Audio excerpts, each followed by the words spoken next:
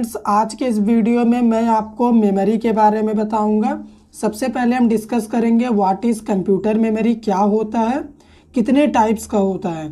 इन सभी चीज़ों को हम डिटेल में डिस्कस करेंगे। तो आपका मेमोरी के लेके जो भी डाउट है, मैं उम्मीद करूंगा कि इस वीडियो को देखने के बाद आपका डाउट क्लियर हो जाएगा। तो चलिए सबसे पहले कंप्यूटर मेमोरी क्या होता है उसे जान लेते हैं।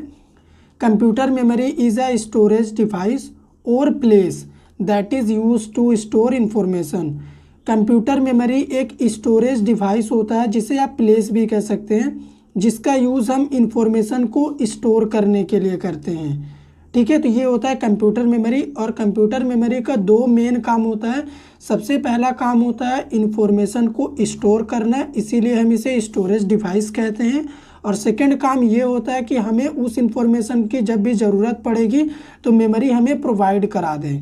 इसीलिए इसे मेमोरी को कंप्यूटर का याददाश्त भी कहा जाता है, क्योंकि जिस तरह हमें कुछ याद रखनी होती है तो हम अपने ब्रेन का यूज़ करते हैं, इसी तरह कंप्यूटर को जो भी याद रखना होता है वो अपने मेमोरी का यूज़ करता है। मेमोरी में रखा हुआ इन्फॉर्मेशन कंप्यूटर को हमेशा याद रहता है और ज़रूरत पड़ने पे इस मेमोरी से हम इन्फॉर्मेशन को ले भी सकते हैं। तो ये हो गया हमारा मेमोरी। अब आप भी जानते हैं कि कंप्यूटर में एक से ज़्यादा मेमोरी होते हैं। तो यहाँ पे देखिए मैंने दो मेमोरी लिखे हैं। पहला होता है प्राइमरी मेमोरी और सेकंड होता है हमारा सेकेंडरी मेमोरी। तो प्राइमरी मेमोरी हम किसे कहते हैं, सेकेंडरी मेमोरी क्या होता है, चलिए उस चीज़ को हम डिटेल में डिस्कस कर लेते हैं। तो यहाँ पे अभी मैं आपको प्राइमरी मेमोरी के बारे में बता रहा हूँ। It is also known as main memory. Primary memory को हम मेन मेमोरी भी कहते हैं। इसे मेन मेमोरी इसलिए कहा जाता है क्योंकि हम अपने कंप्यूटर में जो भी काम करते हैं वो हम प्राइमरी मेमोरी के थ्रू ही करते हैं। The memory unit that communicate directly with the CPU called primary memory. ऐसा मेमोरी यूनिट जो डायरेक्टली CPU से कम्युनिकेट करता है उस मेमोरी को हम प्राइमरी मेमोरी कहते हैं। और CPU से डायरेक्ट कम्युनिकेट करने के चलते प्राइमरी मेमोरी का जो स्पीड होता है वो काफ़ी ज़्यादा होता है और इसीलिए इसका कॉस्ट भी ज़्यादा होता है और इसका साइज कम होता है सेकेंडरी मेमोरी के मुकाबले में। तो ये हो गया प्राइमरी मेमोरी क्या होता है। तो अभी हम प्राइमरी मेमोरी का टाइप डिस्कस कर देते हैं। तो यहाँ पे देखिए दो टाइप का होता है। पहला होता है रैम, जिसका मतलब होता है रैंडम एक्सेस मेमोरी, और सेकंड होता है हमारा रोम, रीड ओनली मेमोरी। तो रैम रोम क्या है, इनमें क्या डिफरेंस है, इनके ऊपर मैंने एक सेपरेट वीडियो बनाया है। आपने उस वीडियो को नहीं देखा है प्लीज़ चैनल के ऊपर जाके देखिए। तो यहाँ पे अभी मैं रैम की बात कर रहा हूँ। रैम को हमने अगेन दो पार्ट में देखिए डिवाइड करा है। पहला होता है डी रैम मतलब डायनेमिक रैम, सेकंड होता है एस रैम मतलब स्टैटिक रैम। तो हम अपने कंप्यूटर में जो भी काम कर रहे होते हैं, जो भी टास्क हम परफॉर्म करा रहे होते हैं वो हम रैम के थ्रू करा रहे होते हैं। रोम क्या होता है, रीड ओनली मेमोरी। तो इसका भी 3 टाइप होता है। पहला होता है प्रोग्रामेबल रोम, सेकंड होता है इरेजेबल प्रोग्रामेबल रोम और लास्ट होता है हमारा इलेक्ट्रॉनिक इरेजेबल प्रोग्रामेबल रोम। तो ये 3 टाइप्स होते हैं हमारे रोम के। तो अभी मैं आपको सेकेंडरी मेमोरी के बारे में बता रहा हूँ कि हम सेकेंडरी मेमोरी किसे कहते हैं। तो ये है हमारा सेकेंडरी मेमोरी। तो ये क्या होता है, it is also known as auxiliary memory. Secondary memory को हम ऑक्सिलरी मेमोरी भी कहते हैं। The memory unit which is provide backup storage called secondary memory. ऐसा मेमोरी यूनिट जो हमें बैकअप स्टोरेज प्रोवाइड करता है उस मेमोरी यूनिट को हम सेकेंडरी मेमोरी कहते हैं।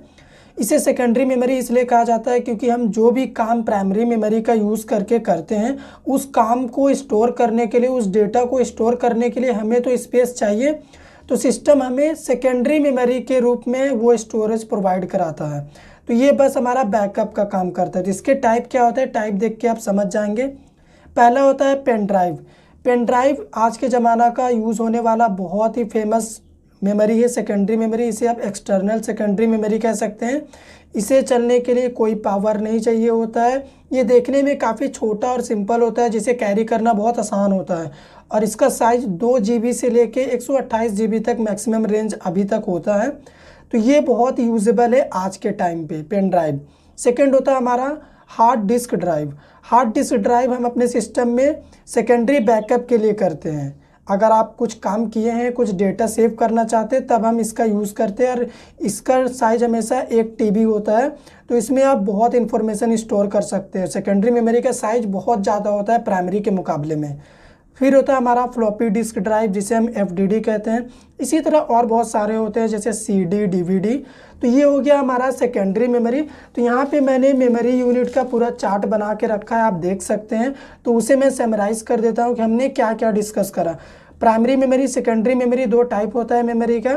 प्राइमरी मेमोरी को अगेन 2 टाइप में डिवाइड किया गया है। पहला होता है रैम, सेकेंड होता है हमारा रोम। रैम में भी 2 टाइप होते हैं और रोम में भी आप देख सकते हैं 3 टाइप्स होते हैं।